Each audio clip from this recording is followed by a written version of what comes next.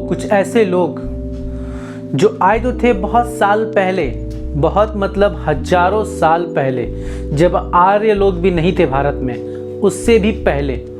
पर उन लोगों की टेक्नोलॉजी इतनी ज़्यादा विकसित थी कि आर्य लोग जो कि आए थे वो लोग गांव में रहते थे, पर उनसे पहले हुए आए लोग शहरों में रहते थे। उनके मकान पक्के ईंटों के बने होते थे और वेल डिज़ाइन रोड, घर, 2 फ्लोर यानी सेकंड फ्लोर वाले मकान, और उनका जो ड्रेन सिस्टम था वो भी बिल्कुल डेवलप शहरों जैसा था। साथ ही साथ उन लोगों का टेक्नोलॉजी भी बहुत ही ज़्यादा हाई था कंपेयर टू आर्य लोगों। जो आर्य लोग इंडिया में बसे उसके बाद का जो हिस्ट्री हम लोगों को मिलता है कि जैन, फिर बुद्धिज़्म, फिर और बहुत सारे महाजनपद आए थे।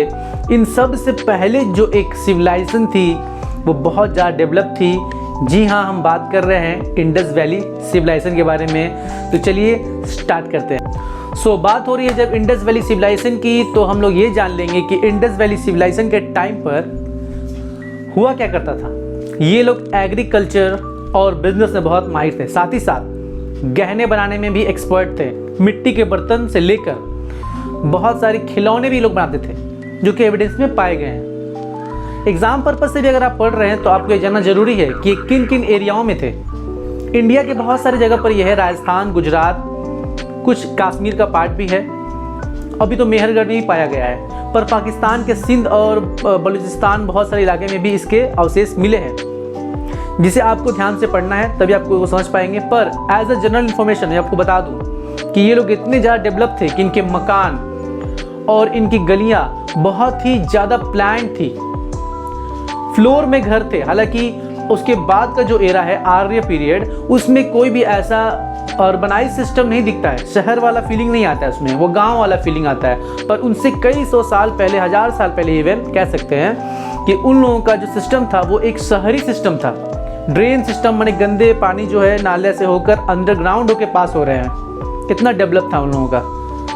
बहुत से लोग तो कहते हैं कि वो लोग एलियन थे, पर ऐसा कोई बुक में है नहीं। बहुत सारे अनुमान लगाते हैं लोग, क्योंकि लोग बहुत ज़्यादा एडवांस थे। पोर्ट यानी बंदरगाह का भी इन लोगों ने निर्माण किया था, जिससे एक्सपोर्ट और इंपोर्ट वो लोग किया करते थे। इंडस वैली सिविलाइजेशन इतना डेवलप था कि उसके जो अवशेष मिलते हैं वो उसे देखकर लोग आश्चर्य हो जाते हैं। हालांकि उनकी लिखी हुई बोस्टोफेडियन जो लिखावट है उनकी, राइट टू लेफ्ट, फिर लेफ्ट टू राइट, फिर right to left, that is boustrophedon, इसे अभी तक किसी ने पढ़ने का मतलब अभी तक कोई ऐसा रिवील नहीं हुआ है कि हाँ कोई पढ़ पाया। ऐसे कोशिश जारी है, शायद में फ्यूचर में हम इसे पढ़ पाए तो और भी रहस्य से पर्दा उठ सकता है कि और कैसे क्या था।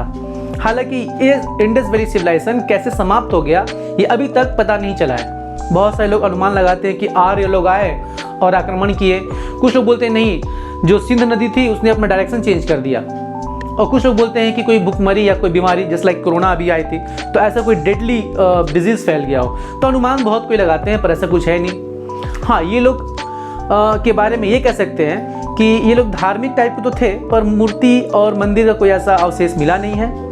नेचर वर्शिप करते थे ये लोग।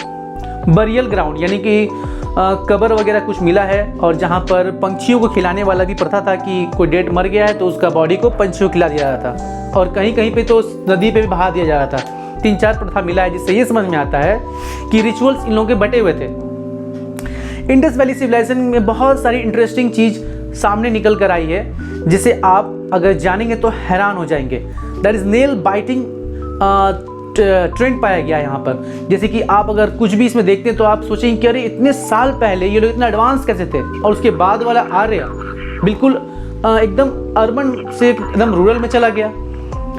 तो ऐसे ही रहस्यमय चीज़ें जानने के लिए और ऐसे ही कॉन्सेप्ट क्लियर करने के लिए सब्सक्राइब कीजिए। Thank you.